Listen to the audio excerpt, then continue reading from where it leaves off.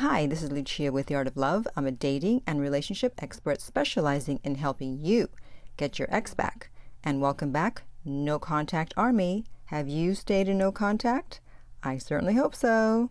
And if you too would like to join the No Contact Army, if you would like to enlist, you just have to hit the subscribe button. It's that easy.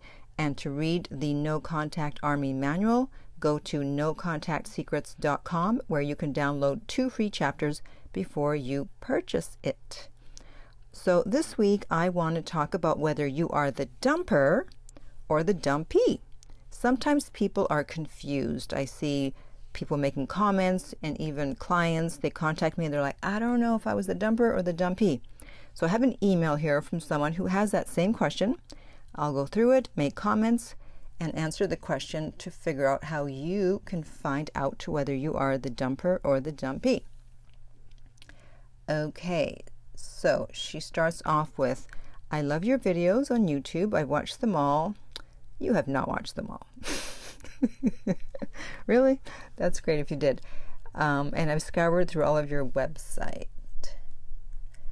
I love it and love the advice you give. I wish I was as strong as you. Very admirable. Thank you very much. Here's my dilemma. I broke up with my guy 10 days ago. He's in his 60s. I'm in my 50s. We had a really lovely romance, 3 months, and I can't believe where we are at this moment. We became exclusive within the first month of dating. I know, too soon, but I was so infatuated.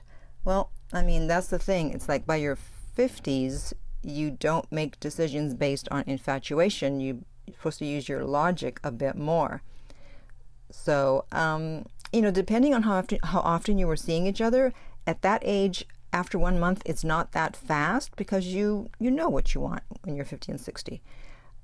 So it really depends on how often you were seeing each other. But if it wasn't that often, then you really should not have been exclusive so quickly. Okay.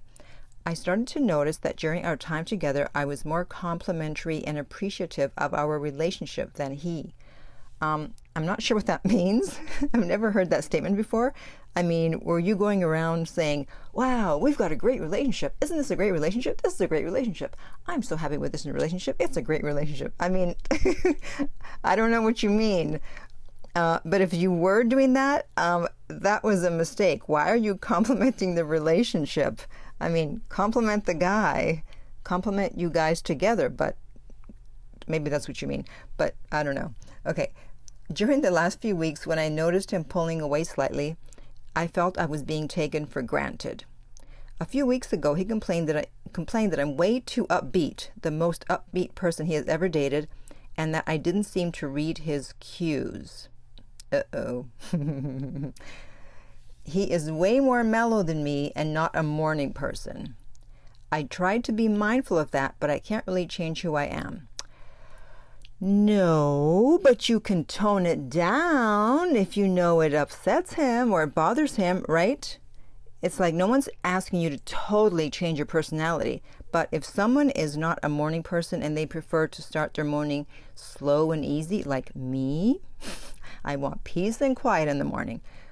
And if you in the morning were like, good morning, sunshine, how are you? Isn't this a beautiful day? What are we having for breakfast? Come on, let's get going. And the other person is mellow, they want to strangle you, okay? It's like, shut up.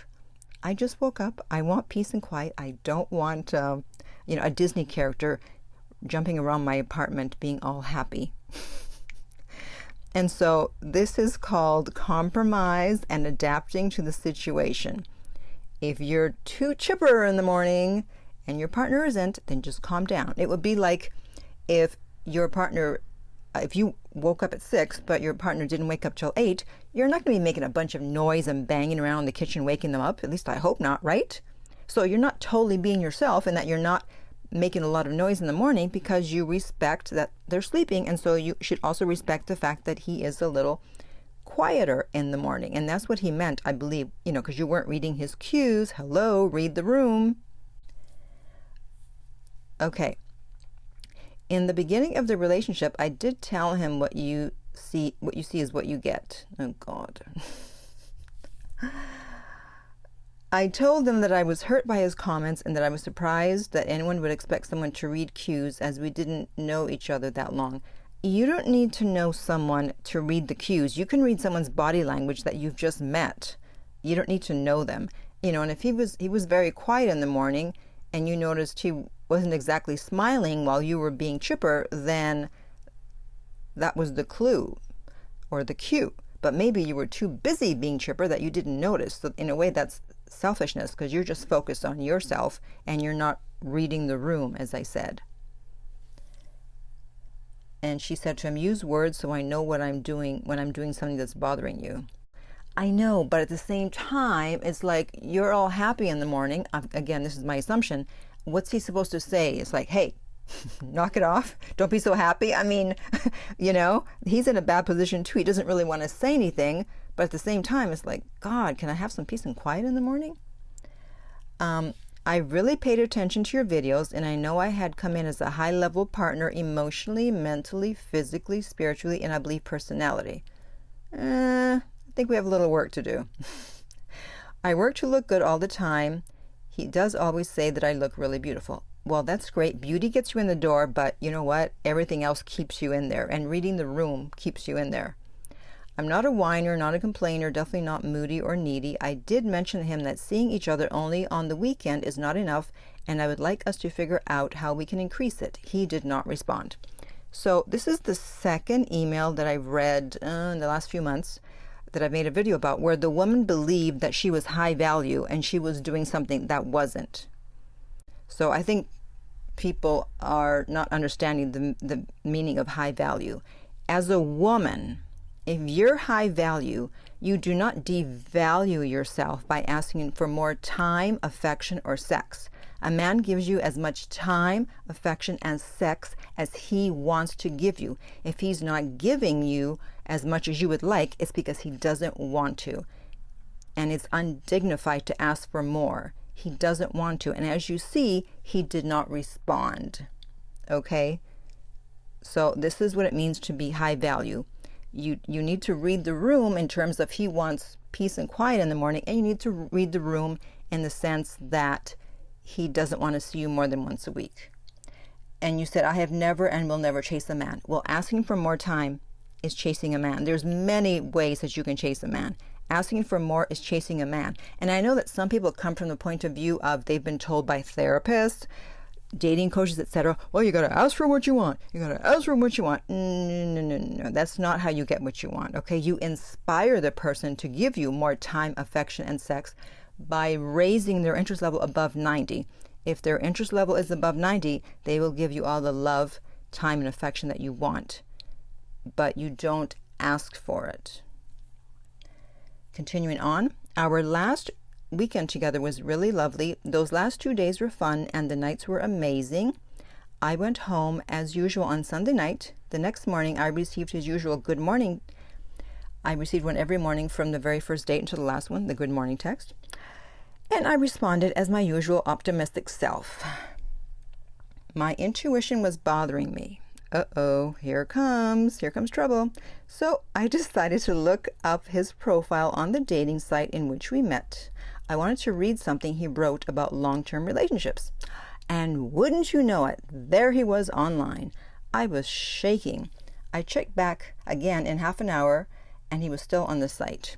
So my first question to you is, why is his profile, and I'm assuming yours too, still up on a dating site if y'all are exclusive?